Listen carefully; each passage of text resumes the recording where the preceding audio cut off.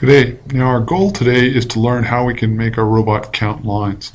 First, I'm going to have the robot start to count buttons.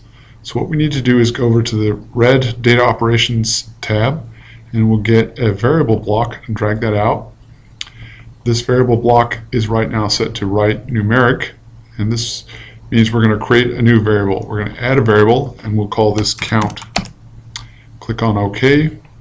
Once we've done that, it says that we're writing the value of that variable to be 0. So we're starting off with the count being 0. Now what I want to do is I'm going to put in a loop, and inside the loop we will put a wait block, but we're going to change the wait block from time to be the touch sensor and compare state. So that says when the button is pressed, then the block allows it to move on. So what we'll do then is we're going to go back to the data operations, and we're going to get out 2 of the variable blocks like this, and we're going to change the first one to be a read numeric, or in other words it's going to read a number. Then we're going to get a math block with plus, minus, and multiply and divide. We're going to click on this little block here, and it gives us a spool thread. I'm going to bring that over and click it into the A block, and then we're going to get the output from this, and we're going to click it into the write variable one. So that's write numeric over here, and this is read numeric over here.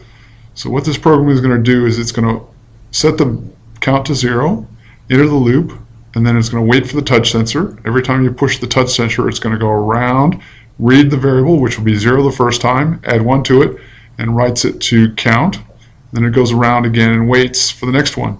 Now the only problem with this one is we won't be able to see the count because it's all internal to the computer. So what we'll do is we'll get a display block like this. We'll click in our display block. We're going to change it to text and grid. We'll go up to the Mindstorms. So instead of displaying Mindstorms on the display of your brick, I'm going to put it on wired. A new hole shows up, and we'll get another variable block. Actually, we don't need that. What we'll do is we'll get a second thread from here. I'm going to plop it over here and into our variable block. So now if you upload and run that program, what you should see is that every time you push the appropriate button, actually instead of touch sensor, let's use brick button. We'll change that to compare brick buttons. So this means that every time you push the middle button, it's going to go and add 1 to the count and display it on the brick. The next video I'll show you will be how you can use this to count the lines that you pass over.